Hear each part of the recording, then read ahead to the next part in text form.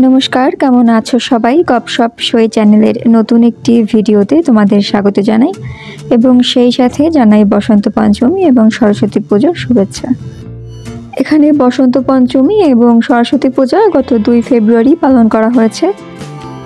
তো সকালে ঘরে পুজো সমাপ্ত করে আর মায়ের সামনে একটু ধূপদীপ দেখিয়ে পাশের মন্দিরগুলোতে একটু ভগবানকে দর্শন করে আসলাম।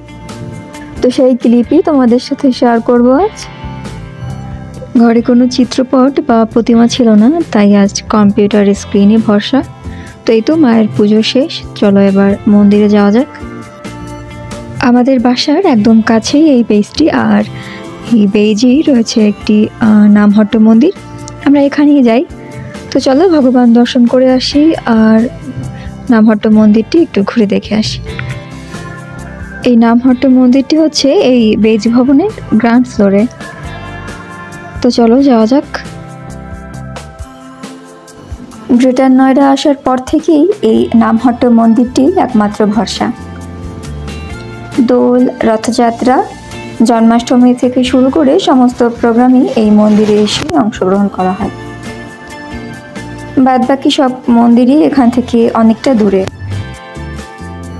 মন্দিরে ঢুকে হাতের ডান পাশের প্রথমেই রয়েছে ভগবানের লীলাসমূহের কিছু প্রদর্শনী চিত্র, তারপরেই ভগবানের সিংহাসন।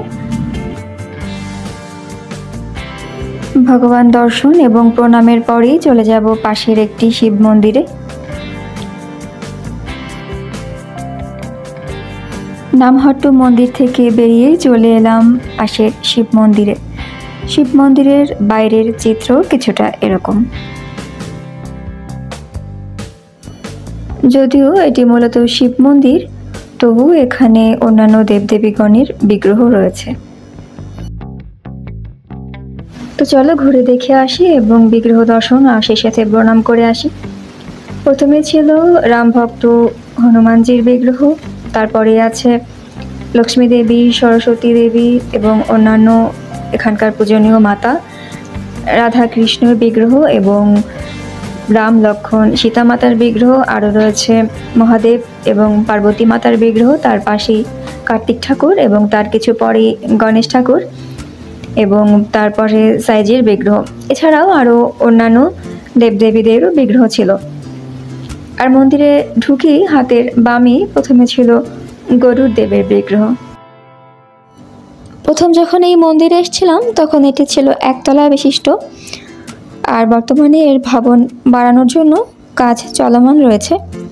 তো এই তো আজকের ভিডিও এ পর্যন্তই। ভগবানকে প্রণাম এবং দর্শনের পরে এবার বেরিয়ে পড়ব। তো সবাই ভালো থেকো, আর ভিডিওটি কেমন লাগলো অবশ্যই জানিও। দেখা হবে পরবর্তী কোনো ভিডিওতে।